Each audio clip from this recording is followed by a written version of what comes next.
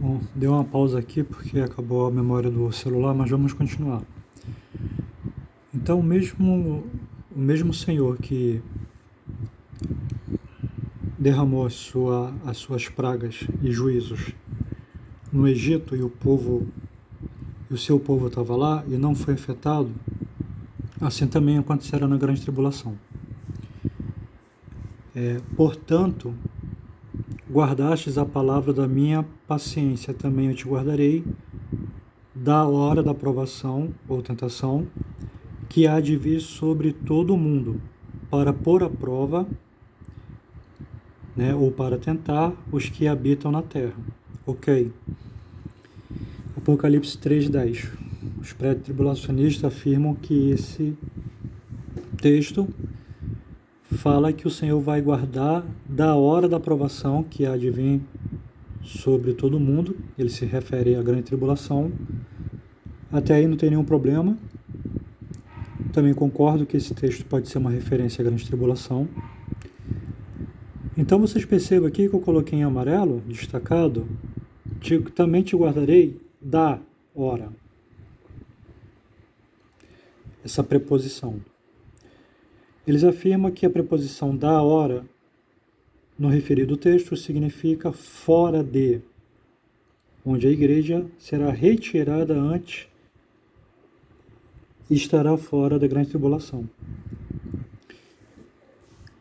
Vamos ver. Eu tenho aqui um dicionário grego que diz o seguinte: te guardarei da hora.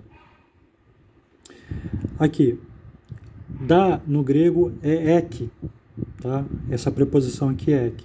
O que a preposição ek diz? Preposição primária denotando origem, o ponto de onde ação ou movimento procede. Dentro de um lugar, de um tempo, ou causa literalmente figurativo. Preposição de dentro de, por fora de. Então aqui mais um equívoco dos pré-tribulacionistas, tá? Essa preposição ek, ela é ambígua. Ela serve tanto para dentro quanto para fora. Aí você já começa a despertar o quê? Começa a sinalizar que algo não é tão como eles falam, tá?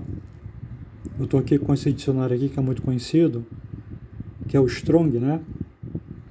Dicionário grego-português. Eu tenho um aplicativo aqui baixado no meu smartphone, tá? Então a preposição da, ela é de dentro de ou por fora de.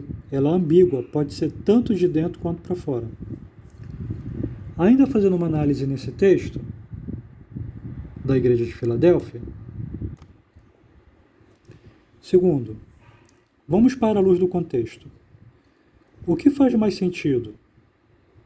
Como guardastes a palavra da minha paciência, também eu te guardarei da hora da tentação que há de vir sobre o mundo, para tentar os que habitam na terra.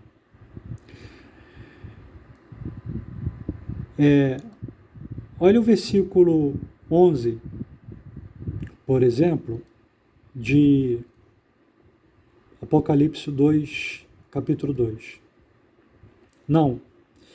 Olha o versículo 11 do próprio contexto. Eis que venho sem demora, guarda o que tens para que ninguém tome a tua coroa. Olha o 12. Está tudo do contexto ainda de Apocalipse, capítulo 3, versículo 10 em diante, tá? A Igreja de Filadélfia. A quem vencer, eu farei coluna no templo do meu Deus, e dele nunca sairá. Escreverei sobre o nome do meu Deus e o nome da cidade do meu Deus, a nova Jerusalém que desce do céu do meu Deus, e também o meu novo nome. O que faz mais sentido se nós formos avaliar o contexto? Jesus falou que vão receber aqui todas essas bênçãos, como era a característica de Jesus, né? Prometer, são as promessas das cartas, de cada 7 cartas. uma promessa de bênção. O que faz mais sentido? Ao que vencer seria aqueles que atravessaram a grande tribulação ou que seria poupado da tribulação? Uma pergunta: como é que você vence sem você passar? Então, os pré-tribulacionistas, eles não olham esse contexto, não avaliam por essa parte, por esse ângulo, tá? Faz mais sentido, à luz do contexto, o crente, a igreja, passar pela grande tribulação, e quem vencer será quem? Quem não vai negar, quem vai suportar as aflições, a perseguição do anticristo, como vimos lá no capítulo 13, versículo 10. Quem for levado cativo, quem morrer, né? A abertura lá do 5º selo fala, João viu debaixo do altar as almas dos que morreram, dos que testemunharam o nome de Jesus. A abertura do 5º selo era só isso, só para falar dos mártires que morreram pelo nome do Senhor Jesus.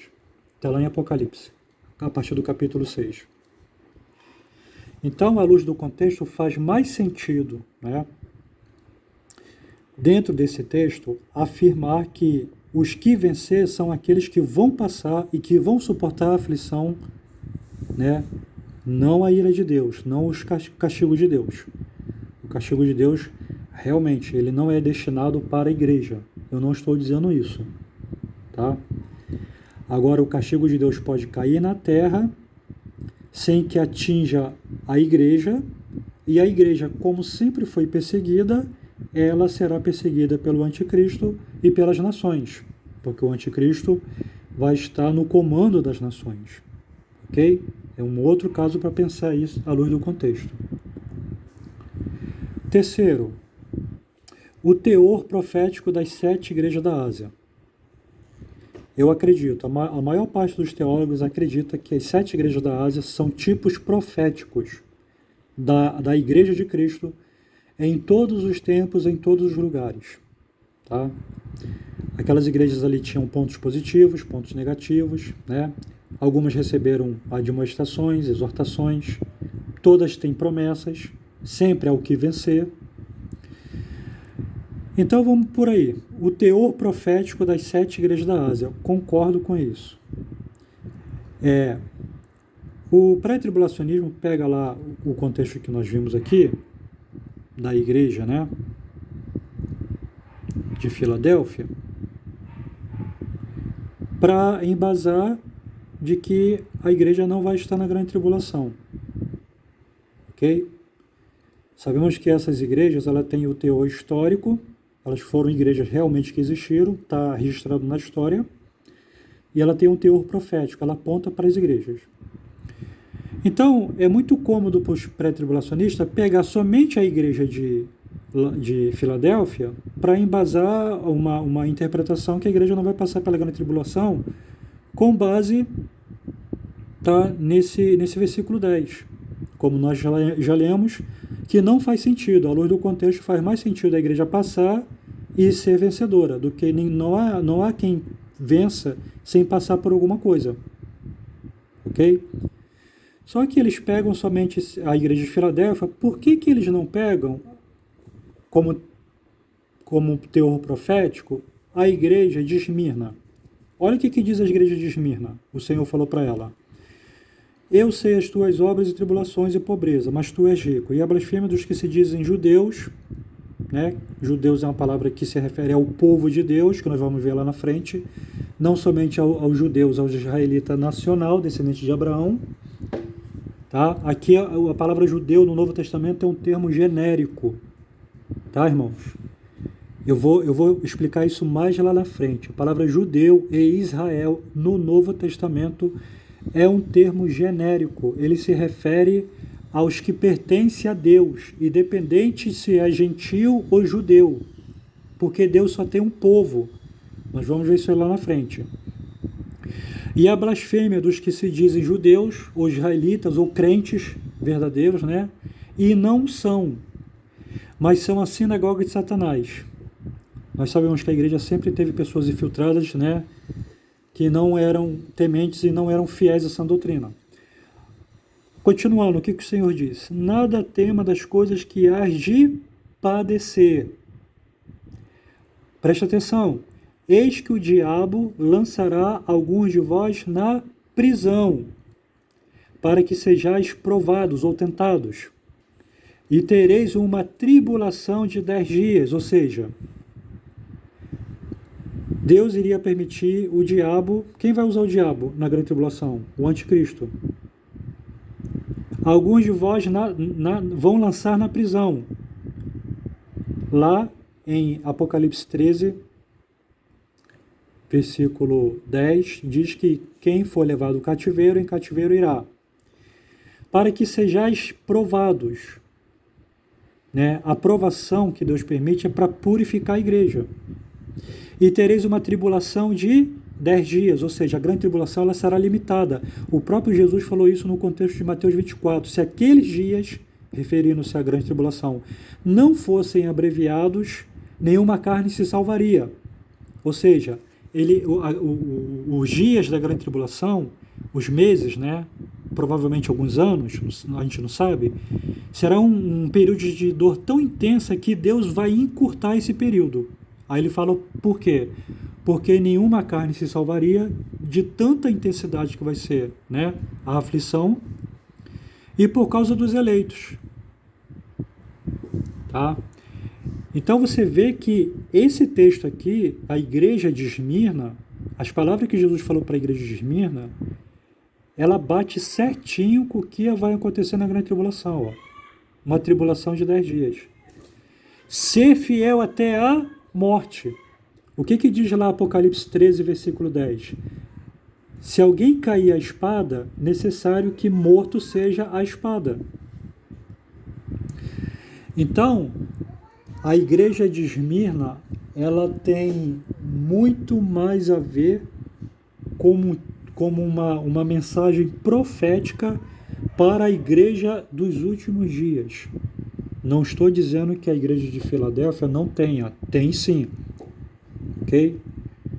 Eu seria aqui incoerente em afirmar que não tem. Tem sim. Como todas as igrejas. Pérgamo, Éfeso. Né? A gente vê as características ali das igrejas, né? Como hoje. Os crentes que são fiéis, os que não são. Os que são até um certo ponto. Mas outros admitem a doutrina de Balaão, dos Nicolaítas, de Jezabel. Né? O crente que é 80%, 90% fiel a Deus, mas os 10% ele reserva para outras coisas. Todas as 7 igrejas da Ásia, ela revela o que seria as igrejas hoje e os crentes, tanto coletivo quanto individual. Ok? Mas o que acontece? Os pré-tribulacionistas, eles não pegam a igreja de Esmirna como uma referência profética para a igreja dos últimos tempos, só Filadélfia, porque lhe convém, devido àqueles textos. Vou te livrar da hora da tentação. Aí eles falam que da hora é fora, mas não é. Nós vimos lá no dicionário grego que a preposição da, que é ek, ela é tanto dentro quanto fora, ela é ambígua. Ok? E pela luz do contexto, nós vimos que a lógica nos leva a entender que faz mais sentido a igreja passar ao que vencer do que ser retirada antes e não passar pela grande tribulação. Ok?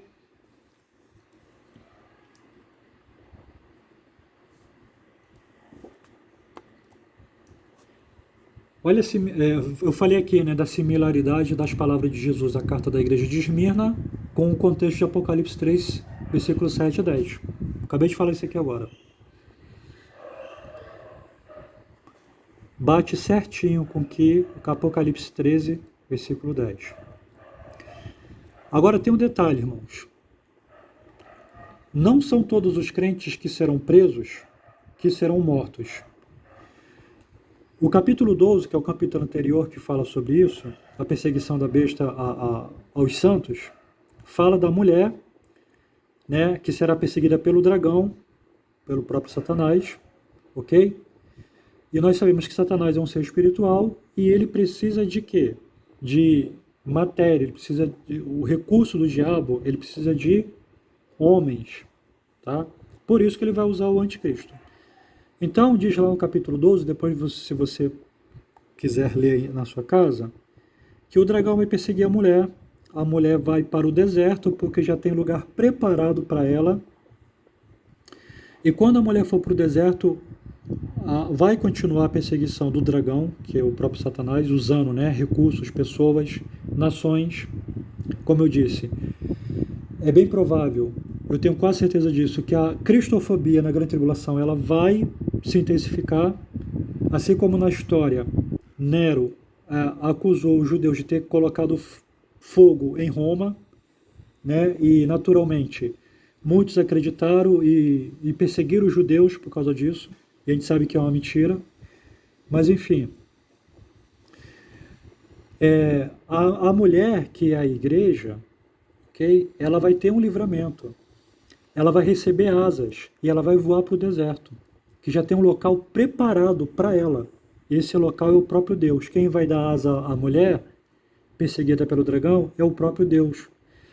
E no deserto, quando o dragão persegui-la, está lá no contexto,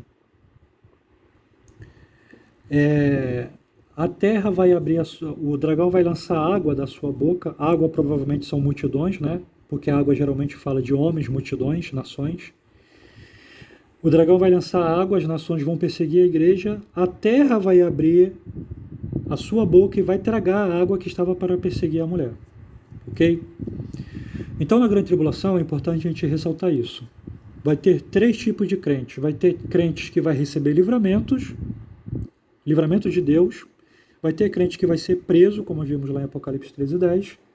E no mesmo versículo 10 do Apocalipse 13, ali também haverá crentes que serão martirizados. Quem for morto à espada, é necessário que a espada seja morto. Ok?